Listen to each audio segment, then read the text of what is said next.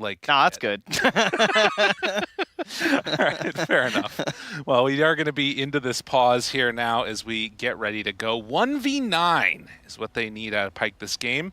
We'll see if this Morphling can do it. And as we talked about, or rather what Fear was mentioning, was the Moon Shield facet for Luna will be a problem. Because if Pyke just runs right in, turns it into the Luna, all of a sudden you're going to get exploded.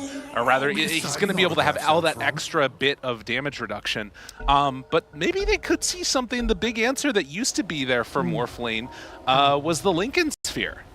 People used to play that or use that against them. Could be an idea. Yeah, I think, it's not so much 1v9 as 2v8. I feel like Skitter's really helping him out there by taking that facet. You're not wrong. It's pretty nice. The stronger you get, the stronger I get. But not really, but kinda. Brilliant. Thank you. Yeah, it's going to be an interesting one to watch. And of course, we're doing all this theory crafting about what mid-game team fights might look like, when in actuality, if they have a similar laning stage to what we saw last game from Falcons, Beast Coast aren't even going to get an opportunity to do anything in this one. But they've got the first win under their belt in that game number 1, and now coming into this game number 3, we'll see if Beast Coast can replicate that type of success another time. Can they make their way to the upper bracket? That would be crazy. Can they send down the potential favorite here at TI to the lower bracket? I mean, we haven't seen that many, upsets yet in this tournament, and I feel like Road to TI, it's not an easy path. There's a lot of great teams that are here. Are they going to get punished? Skitter, already. Taunting in the river here. Dun, dun, dun, dun. Oh, Elmisha thought about going for it, but won't make that move. So that is going to be one of the matchups to watch there, but of course, the other big thing is watching to see how mid does. Is 3 bounty runes going the way of Falcons? Good start. Massive lead being taken right now. So Crit comes down with the boots and the blood grenade. One item. I didn't think that item was going to last. I'm going to be real. I still barely buy that item because I just assume one day it's going to be gone. Right. It's too good. It's okay, so just won't take advantage of it. Yeah, no, it's just like, it doesn't feel right. Right. Shout out to the Obs right there as well, pointing out the other thing that we noticed during the hero pick stage. It's actually a ricochet for Elmisho. We have seen way more often the full bore get taken, but this time around, at the very least, deciding to go for the ricochet facet instead. Yeah, I'm very confused by that one. It feels like a raw laning phase choice. Yeah. Or just saying, like, I want normal scatter blast, but man, full board is just, it feels so incredible to use. Like, maybe he's saying, like, I'm going to go, like, Greaves if I can and try and stay really tight in this game. I'm going to be playing in with my team anyway. We need more frontline. I think it's what you're talking about right here, actually. Yeah. It's easier in the laning stage to deal with a Tusk if the up-close damage is greater, as opposed to the full bore, which you can stay a little bit more outside the fight. And it's not just that, of course. It's the close damage, but it's most importantly, it's like when you're missing your attacks, right? Like now you're going to get this bonus damage back onto him instead, so. Right. We'll see. See if they can spread the damage across multiple targets. Crit, you can't blood grenade couriers, but with those boots, still able to run them down. It's a slaughter out there. That was also a salve that was taken away from them too. Snaking, go for the Drinking Buddies play. Amar gonna try and do the best that he can in this lane. Pango off lane, not something that's often seen as the nicest situation to play. Yeah, one of his more recent pickups too. Amar had to put a lot of work into this hero to try and create something else, because like a year ago he didn't play Pango, I'm pretty sure. Like, I think he had like 0 pro games or something. Yeah. You know, it's one of those ones where he has really worked on it to create more of these abilities for him to flex during the draft, because that's what took Falcons to greatness in the first place, was the flexing of the Razor and the Timbersaw and the Dragonite, and making it impossible to draft versus this team. Right. Well, and so far, at least, it's turned out to great success throughout this year. We'll see if he's going to be able to make it work again here on this big stage. As Flame Break, little pushback there onto both of these two heroes, trying to mess with them and mess up that last hitting on the Pango as well. But yeah, 12-4 so far versus the 12-3. Not having a bad time at all. Tally needs to back away there. Have the Scatter Blast connection onto both, and a couple more hits. Infernal Blade, but Snaking will walk away from that one. very low, and there's the swap over. String form after the fact. Shards block off. Now turning, goes with the little shredder, the hit. Tally is low, and Snake King, he's gonna die. So Misho gets the kill. Is gonna come at a cost though, as Skitter tries to run him down, juke through the trees. No cookie to get away, but might be able to make it for the mud golems. Come give me a hug. I wanna say hi. And no, not gonna happen. Maybe he'll think I took cookie and turn around. Yeah, I mean, it's really interesting, right? Like, using the facet for the ricochet to then use the little shredder early, since most snaps just ignore it now. You get some benefits based off it in that situation. It does help get the return kill. Trent, we do have a bit of an issue here that I love I'm issues. noticing. Oh, is he just going to lose that ward? I think he might.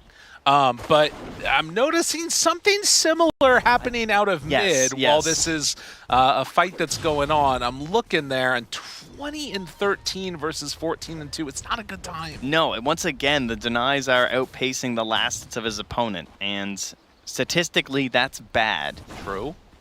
Yeah. I mean, Lumpy's been getting a couple stacks going for himself off to the side in the jungle. That'll be his recovery piggy bank. But yeah, it is not looking good right now. No, this is quite a rough time. And the other thing is, like, as much as we're talking about, okay, having a good time on the Morph lane, having an okay time on the Doom, if Monkey King starts running around out here, this is going to be a huge issue. He might not only be able to obviously shut down Lumpy here to the side, but probably even make these other lanes fall apart too. And there it is. All the way in on him. Static slide in his way, trying to get out of trouble. But Maureen gets the proc off, and Moose gets his career. That's something at least. Success for the support Sven. He's just sticking on crit like glue. Turning the 1v1 in the bottom lane. Giving Morph an okay time. Likewise, though, same thing for Amar. He's not under any sort of a threat here. So one of the problems with the offlane Pango is often they get a little under-farmed here. Is Moose and Crit both take down some Observer wards. Okay. Fine. That was a really weird battle going on between the two of them. I wasn't exactly sure what was going on there, but, you know, sometimes you just got to make moves like that. Maureen getting hot in this tournament. And he's doing great there on the Monkey. And then, of course, you know, Crit very much known for his Hoodwink throughout a lot this year. But with the other hero he's been crushing on has been this Bat Rider. Back when it was like first pick, first ban for a lot of teams, Falcons were playing it a ton, and Crit would just stack and take over the game on this hero, getting these super early Blink Daggers at like, you know, 10, 11 minutes or something on these support bats and just roaming across the entire map. So again here, he's trying to go over these stacks, but Moose knows, right? He loves Crit. You know, he's been from the region, NASA, the brothers. Oh, yeah. He's going to make sure that he understands the game plan of his opponent here and wants to try and shut that down. Very prepared for that playment, and blocking it off with the Sentry right at the start. So won't have that giant piggy bank to return back to after the fact. And the other big thing to watch for is Falcons already have a 2K gold lead is going to be, will they manage to secure the Wisdom Runes this time? Losing those at 7 was so rough. Or steal some stacks as well, because they know that Beast Coast have a few up here in the triangle, and Maureen's moving in. Now Moose makes the move, needs to get out of here. The stun to try and walk away. I mean, he's very tanky. Moose taking them far away from the bounty runes, which it looks like the battle might be happening. This is the funniest heat map of a 5 Sven I've ever seen in my life. He has not been bottom. No. He's been anywhere else. Bro, and look at this. They might lose it again. Oh, yeah. It's going down. Wait. Oh, Snake King steals it, and they can't get the other one. This can't afford to happen to Beast Coast here. I mean, the Monkey King just provides too much. It's a 3K lead right now. Yeah. I mean, it's all well and good if you have a Morphlane with a great game, but if he doesn't have the tools to get online, this is not going to work. Yeah, there's the movement of the Sven. Making his way. And chill down for a little bit, then into the jungle, then into the mid lane, and now he's the top rune. Sure. All right, Morphlane, you got it, buddy. Meanwhile, Falcons wanting to put the screws to Beast Coast. After a game number 1, they banned out the Medusa in this one and have just come out swinging. Mid lane, they're going to jump here. Moose making his rotations like he likes to do, and they're going to get crit. Okay. I mean, this is a much better hero for Lumpy in terms of ability to catch back up, finding kills, right? Obviously, you're still going to want runes, and might be able to get it. It looks like it's going to be an arcane spawning up top. Lumpy can't really afford to use his mana pool to go there, but maybe they could find something on the Snake King here? No, can't do it. Just total shutdown here. I mean, Skeeter's here. Yeah. There's a Luna. Are they coming for the stacks? Are they going to make a little play for this here? What are we doing? He just wants to eclipse somebody. I'm not sure. It's not the biggest stacks in the world, but taking them away is nice. Yeah, I mean, they're just straight up just stealing gold from your opponents by doing this. Likewise, Beast Coast, fine. Anything you can do, we can do better. Good choice. Nice moves. I like that one a lot. And not getting caught by an early eclipse play here. Like we've seen so many people lately with these Lunas now suddenly having actual damage early in the game. Being able to invest points in the Lucent Beam.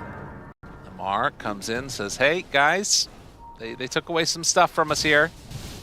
Pretty annoying. They didn't block the Ancients, though, so Crit will get another stack on that. Yeah. More dragons to be farmed. And that gold lead cut down now to just 2,000. As it looks like Monkey King wants to make the move down bottom, see if he can get something done against this Morphlane. Hard area to use the Rolling Thunder, unless they catch him back here at the camps. This part's not nearly as bad. They're already through. Oh, they're through the 20. Skeeter's been so active this game. It is hurting his net worth. Yeah. But he's here again. And they find him immediately. Needs to be careful. Gets the push away, but they get the Doom off before the Rolling Thunder, and Morphlane manages to live through it. Okay, things starting to feel a little bit better as they do run down. Lumpy full mana pool used. He wants to be involved in this one. Gets the kill at the end there. And in the meantime, Vitaly is in no man's land still. El Misho backs away with him. Are they going in a bit too far? Snowball in, and no more mana means that Snapfire likely dead off to the side. Crit chasing down moves with Malrine. They split up, find 2 kills. Not bad. Turns into 3. Oh man, that is... Felt so good getting that Doom onto Amar, but it still ends up being a pretty good win here from Falcons. They continue the pressure immediately after with the help of the Seas of Serenity. They're not going anywhere. That said, it was a nice catch-up being able to be involved in those kills. You take a look at like the top 5 cores, less than 1,000 gold separating the net worths. It's really just the Doom that's a little bit behind right now, in spite of being involved in that kill. And DD, thinking about going for Crit. Lumpy thinks the better of it. Yeah, a little bit of space there, plus the TP from Malrine's gonna give him better ideas to go and do. But, you know, Crit not having the best back game. He hasn't been free to just farm it up or anything. Been a little bit busy trying to make these moves and rotations, doing the D-warding he's up to now. So at least be a slightly later Batrider blink than usual. But he's also stacking up his Ancients again right now. In the meantime, looking down bottom, they would love to be able to take down Skitter here. Pike in the area, and they're instead going to find the kill onto Crit. How can they take down this Morphlane? Morphlane playing aggressive, realizes I can make this move. Snowball already out. Shard's going to connect. The rest of the team converging on this area. Waveform through just finds the solo. Now Malrine and Skitter making their move. The Boundless Strike forward needs to get out of there. Oh! And the Eclipse is just barely enough. Oh, well played. What happened? They were just a little bit slow. Yeah, they that just, move. It's like he wanted to go on both of them, but then he gets a solo kill, so they all turn around again. And then he's just left defenseless there. Another great move by Malrine, crushing these 2 games on the Monkey King. He's just always in the perfect spot, setting up for that Eclipse kill. Like, these guys are so close to getting these good moves, and then Malrine's just there to smack them back down. Yeah, they need to find a way. I feel like you got to doom the Monkey King maybe even here, but he's not like a great hero to doom anyways. Snake King, off to the side, they bottle the Invis Amar. They get that roll off now, hunting in. What can he do? Vitaly drops the Doom down. Okay, now the chase is continuing, but they already have the Boundless out and about. And it looks like that might be enough. He's living through it. Right at the end.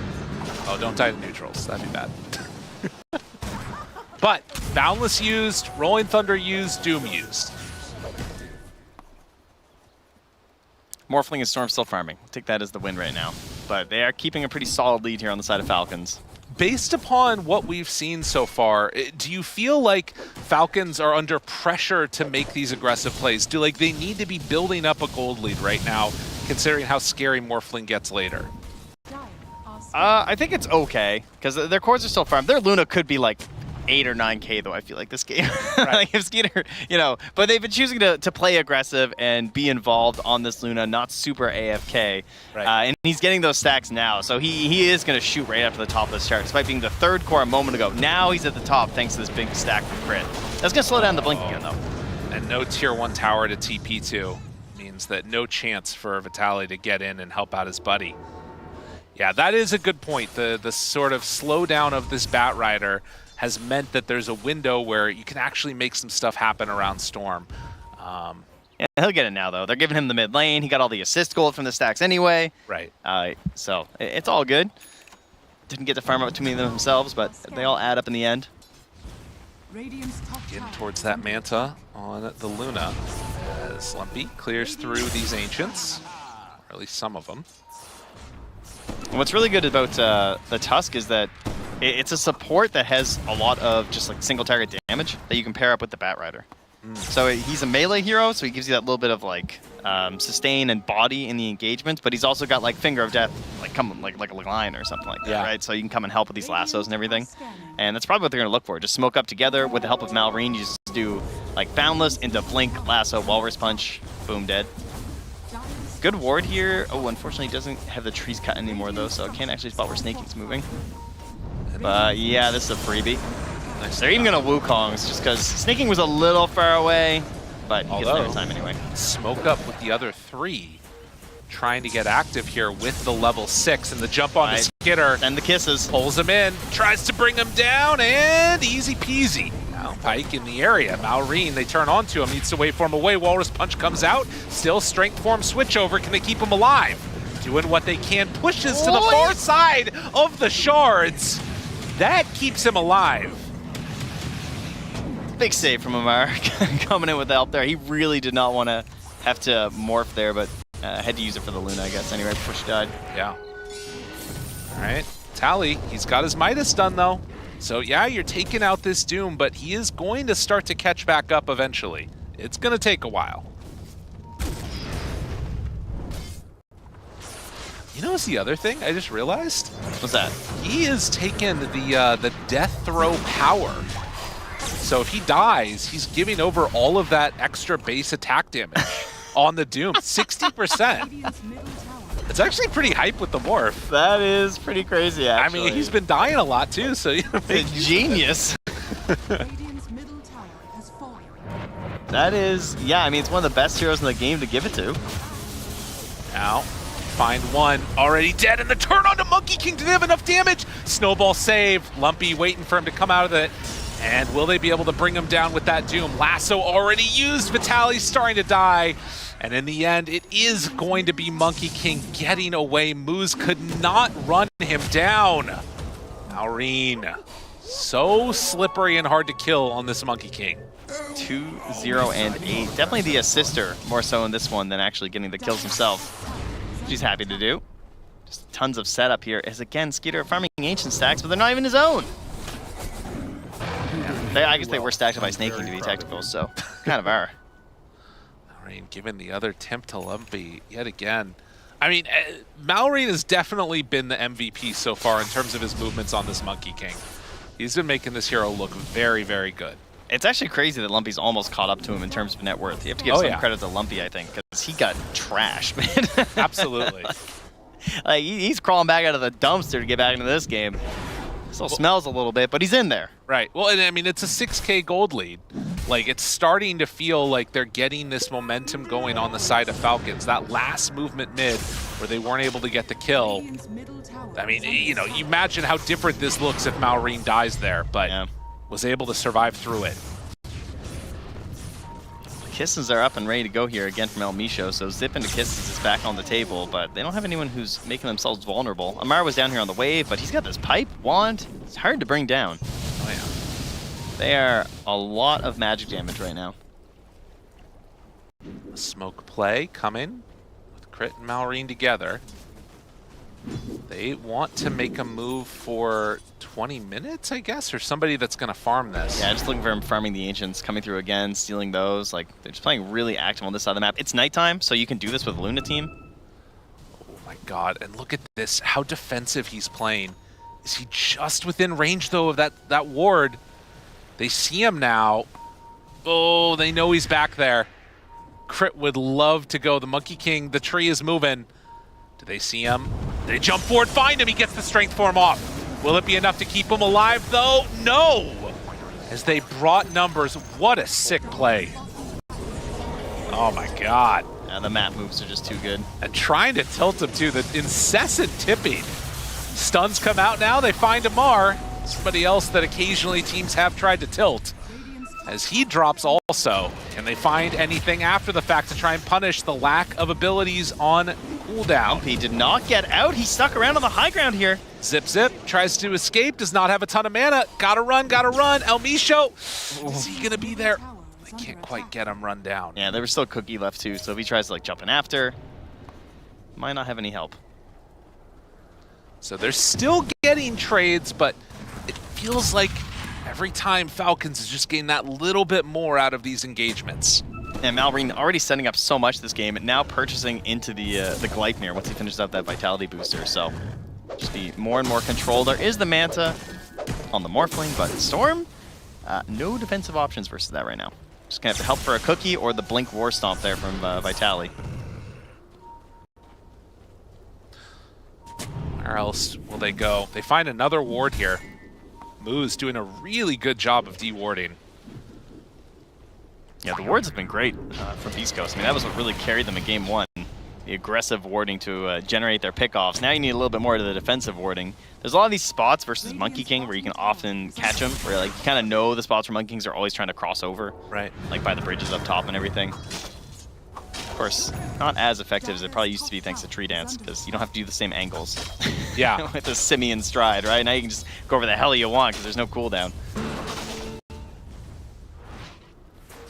In the meantime, Falcon's going to make that move, and yeah, you can see the warding battles that have been going on here. The wards destroyed 7 so far, just on Moose. Slumpy. Not want to get caught here, going to go for the Zip TP.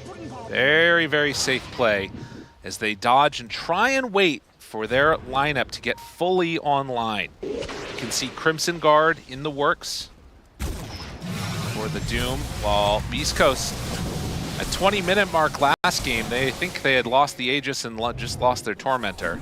So it's a better game, but Falcons still on top. I'm gonna hop through the Twin Gate here as Courier is coming down to deliver the Gleipnir. That'll get spotted by Radiant Observer Ward. Great ward. These are the kind of wards I love, right? Like, way down by the Twin Gate, spotting these global map movements that they're going for here. Trying to keep this Morphling safe when he's farming. Has been able to dodge away from most of the action coming in. But there were a couple of those clutch pickoffs that did happen. Snakey's gonna find him and just pretend like he's got help. Right. Yeah, there's no way. Dota Plus putting it at a nice lead here. Yeah. Falcons. Definitely. Well, they try and close out one of these towers. There is a mass TP move. Scans come out. Crit looking, finding El Misho. That is a kill that they love these like cool. Yeah. Big thumbs up on that one. And snaking. Snowball. The rest of the team showing up here. Are they going to be able to find anything? There it is. Gleipnir out, but then the turnaround boundless. And Pake's gonna leap away. Ooh, thought about the stun. In pretty far moves, he's gonna be left behind. And Lumpy, he's actually out of mana. Oh no. And the chase, it's coming. He's high-fiving from so far away. Oh, there's no way to get out of that. That is a pretty devastating loss as the storm finally goes down.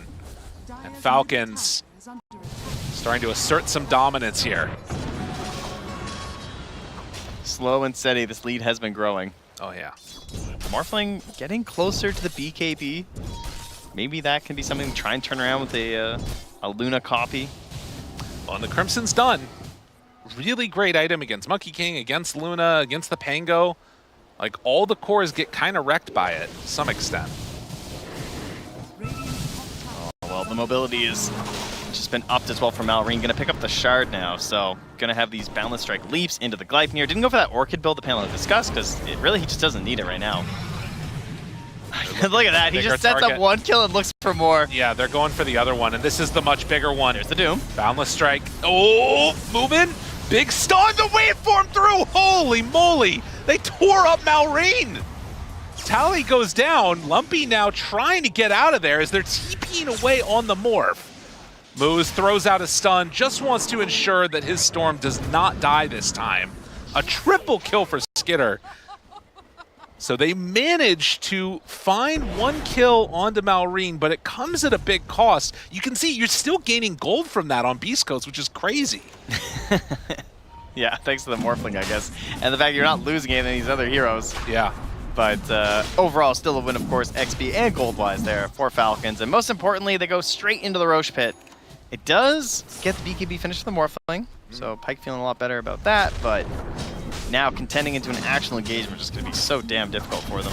Oh yeah, no, it's going to be tough. And this is the type of move, too, that you're going to see from Falcons to really close out the rest of this map. You know, you got 3 tier 2 towers that are available for the pickings. They're closing that lead on the side of Beast Coast. They are, yep. Yeah, but it's getting better. I mean, I sort of wonder what is the timing that they're looking for on Beast Coast. And maybe it's the BKB on Lumpy. You know, he's getting closer to it. I think in terms of timing is important, but I think what's most important is just like the way the fight breaks down and how the Doom interacts. Like, yeah, the Blink War Stomp Doom. Like, who can you grab? I think if you get the Pango before he's like, you know, obviously like casting all the spells, that'd be great. But he also has a mech and then a Crimson, and so of course he'll still be, and a Pipe, sorry. So he's gonna be popping all of that. Right. Yeah, that's gonna be a little bit problematic. Waveform used. Obviously, if you can find the Morphling now, pretty huge, but Omisho is gonna run into all these heroes, and that signals Pyke to get the heck out. So they will lose the Snapfire while Lumpy is cutting waves, killing creep camps underneath a ward to keep him a little safe, although now Malrine shows up. He's going to zip TP. Again, another great ward, just kind of unsuspecting that it would be so deep here on the map. I think this moment right here is going to be very telling for how Falcons feel about this game. Shield Rune, Luna, there's an opportunity here to really like push the tempo if they wanted to all group together and go high ground. If they're feeling stressed, you could do that. Otherwise, just play it safe. We'll see how they decide to handle this. I think you just clear the tier 2s. Yeah, I think so too. Like, clear the tier 2s, get good wards down. Again, it's nighttime, so Luna can just move without fear. You have this bonus vision, you have this Monkey King on your side who's just going a little ape all over the place. Yeah. Skitter stepping over here. And it looks like they are going to just secure this triangle that area. Scan found Pyke up here. Oh, wow. Okay, he just jumps next to him. Hello. Okay. Yeah, he has to. It's the only way he lives. Jump, jump, jump. Oh, no. Oh, no BKB use. That's crazy. That's crazy that he stopped so early, like with the tree dance. Okay. And then finally getting a tip back the other way. So yeah, they do go for the tier 2 clean out. Oh man, it's so frustrating though when it's level 1 on the morph. Yeah. It's a massive cooldown. It's 2.5 minutes almost. Was able to save his BKB. That's true. And the high ground defense. Will it even be a defense, or are Falcons going to just make the move that we so often see of farming together out on the map and denying areas? It looks like Beast Coast want to make a move themselves, and in fact, Amar, completely alone over there, just gets eviscerated. That's really well done. No use to the Doom either, so now they can smoke out and go for someone else. Probably smoke out, take wards with you, try and get something down. Their lanes are a bit of a problem, but I would love to see them try and fight during this. Although it's this issue of the morph still being on cooldown. Right. 70 seconds. So then you don't really have the full power of your carry either. You still have Kisses though, and Doom, so feels pretty good. I think you kind of have to. Yeah, they're gonna start it off. Morph gets the shard, coming out to him. What happened to the Storm Smoke? Why isn't he getting smoke? Oh, okay, wow. He really had to get in there. I swear he walked next to Almisha like 4 times. It didn't get smoked, but finally got it, so off they go. Trying to push out the waves. And Falcons, will they get caught unawares by this? I mean, it's kind of a weird move, I guess. Moose is not in it. they're smoking to like defensively guard their wisdom runes. Like, Yeah. maybe the monkey will jump in here, guys. I mean, Falcons showing some respect and not wanting to go for that play, which it makes sense. It's like a crazy move to make with one dead. But now Amar back up again. You can feel the tension, though. Game 1, Game 2, by the wayside, if they're close, it tends to turn into a crazy one if there's stomps one way or the other. They scanned the wisdom rune just to make sure someone was there collecting it, and that gives them the confidence to go high ground and force the glyph now. Now, they're thinking if they glyph, he's going to back away, but Skitter doesn't agree. Ooze is ready. Off to the side with a stun to open up if they want to use it. Stun to slow. They have Crimson. Can pop it still. Lumpy dealing with the creeps that are there, drinking buddies. They're giving up the tower, and of course, as soon as the tower's dead, this is what Luna does best. Skitter gonna go back in. It's really close on that edge. There's gonna be the lasso pullback on his Sven. The great timing on that stun finds BKB? Lumpy right away, forced to use the BKB. No BKB. I mean, he can just go right back high ground. Oh yeah. But the problem is that Aegis, it's wearing lower and lower. Do you commit yourself to a bad fight? Obviously, no BKB on Storm is huge. Amar ready to roll. There's the zip in, zip out. Trying to put a little bit of pressure onto him, but that's a full set of racks gone. As the Aegis fades, they're able to get that and just slip away into the night here. Very hard to chase. And again, no BKB on Storm. Like, you just can't feel confident going out after that. Oh, yeah. Not what they wanted to see on Beast Coast. That was good risk management, I think, from Falcons. That was well worth it. No, they played it quite well. And right on that 20-minute, 8-minute timing too, so like not, no one holding back for their own wisdom room. They scan, make sure that they're not full force up on the high ground. They don't have that great setup. And then you can also say like lassoing moves can be maybe seen as a little bit risky, right? Because like that's not a target you're thinking about. Right. But it's worth it because again, it just crashes their numbers, makes it hard for them to defend. Moves doesn't want to buy back. I still do kind of wonder what the damage is going to look like from this morph when he manages to switch into the Luna form, if that's what he does. He's been going into the Monkey King more often than not. But it's going to be something to watch for, because I feel like in many ways we just have not seen Beast Coast take the fight that they want altogether. It's like trying to dodge away from things constantly. Let's see if maybe those nerves are starting to get to him a bit. I think that's also going to be a shard done for Storm. I mean, Amar's like the poster of this like couple of patches right now too, right? Like he's on Pango, who has defensive barrier creating spells. His Greaves are almost done to go with his Pipe and his Crimson, so it's just, and then if you blink Doom him or whatever, like he still pops his items. Of course, yeah. So, like you're finally, we're talking about how they haven't got that one team fight that they're looking for as Skitter takes down his Courier. That hurts for Pike. No more Demon Edge. You just need so much damage in these fights just to chew through what Pango's going to help his teammates with. Right. Well, yeah, I mean, and finding a done Daedalus for Pike would be huge. Yeah, that would be a good way to get some damage. 2.5 minutes without it. That sucks. Yeah, and like now he has no buyback because he bought out for that. El Misho likely going to die as he sees, well, maybe not. Okay, he's in some trouble. Run away, El Big in Misho. Space. Well, the Flame Break pushes him forward, actually, but yeah, it's not going to be a good time. Falcons. 12,000 gold lead now. And as Beast Coast have to dodge away, it feels like every second that goes by is pulling further and further into their lead. But at the same time, you can't fight yet. On the side of Beast Coast, you need those items. If they manage to win one really good fight for Beast Coast, they have really good tower taking potential, but it's a question of will that actually happen? Can you even get it? At least they can clean this up. Oh yeah. Oh, Okay, Shard. that's pretty good. Yeah, that's a really nice one. They need all the little bits of defense they can get right now. And it's a short-ish Roche. 30 more seconds here, so that's going to spawn. They're so afraid. They should be. And that's when Falcons are just going to go for the finish here. Yeah, you can see the line continuing to trend down.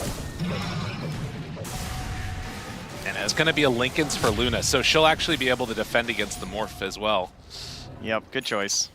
Oh, that would be painful. I mean, there's Pops an honor. the Doom too, so. Oh, yeah. Very good Lincoln's game here. And then Bat's going to have the Aghanims by then, so Crit is only 1,000 gold away, so they can probably just get, like, Aegis picked up here. Get themselves the banner, of course. Oh, yeah. You can see there. Grab that on the second Roche. I feel like as Beast Coast, you gotta, like, this is where the fight has to kind of happen. Can't afford to give up this Aegis now. They'll see the Luna. Don't know if it's illusion or not. Now they'll see a second one. And 10 seconds until Daedalus. Gotta clear out this wave and then get themselves over that direction, as Roche has respawned. This courier better hurry. I don't know. They're smoking up. This is it, Gabe. You gotta make something happen. Win or lose right now. Upper bracket, lower bracket for Beast Coast or Falcons. Where's the lasso? Where's the Doom? Lumpy gonna try and get a bunch of vision to start this. Daedalus assembled. It's a daytime fight. That's good news for Beast Coast. Okay. Vision out. Lumpy using some mana. We'll be able to bottle up through it. Snake King off to the side. Of course, the snowball save is going to be really key to how this goes as well. They drop down a ward immediately. Moose takes down the Vision. Falcons, who is presenting as a target? It's Snake King first. Buyback statuses are the other things to watch for. They only have buyback on the Bat and the Tusk. Snake King's flexing big right now. Oh yeah, the smoke wears out, and now it's like a puffer fish when they blow up. It's like, you want some? Falcons see that Luna, or rather that Roche is up. Right, Manta, send them out. Lumpy gonna catch that wave. Wave's not really that much of a concern right now. And, oh, they're thinking about going for the tier 1 tower. I mean... Or they? I was wondering if they want to take it so that way there's not a quick reinforcement, but it's way too healthy. Yeah, it's too spooky. Don't go that far away from the team. The other thing, it's about to switch to nighttime. They're going to need to go through the gate. Beast Coast, they think they missed it.